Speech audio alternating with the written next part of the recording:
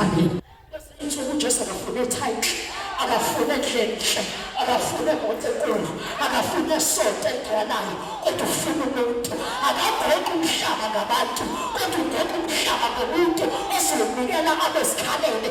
Ihushimagapha, iyehebebheka, akadinga abantu abazogabhera kwimikonzo makungena bona, kodwa udinga abantu abazogabhera inkasimulo kaNkulunkulu esithina, kodwa siFesu Kristu owafaka ngenxa yethu, walenga ngenxa yethu, owabayihlawule pheleleyo. siFesu Jesu akhulula izona, awufeki ma unoJesu, awuthakathi ma unoJesu, hliziyo yakho uyayiyeka ma unoJesu, ngoba uyaphenduka.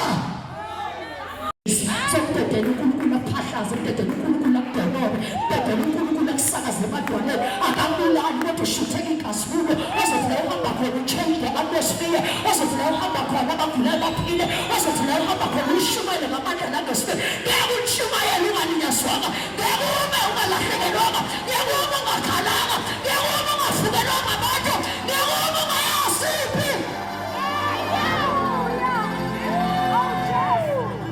Asikho kusasayati la ngihamba kancane ethi ngizokuzinto yonke uyangiyeka ngempela yini na.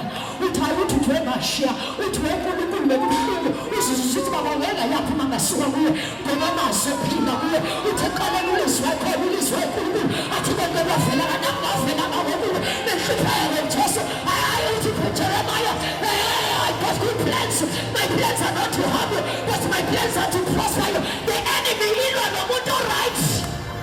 Bese uyahlela abantu abakuhlebe bese uzwe inhleko yabo, bese uyayiqoqa yonke, ungahleli kodwa uyibeke phansi bese iba yi-foundation, bese uyayilida inhleko yabo ukuthi kuphi okuzophumelela.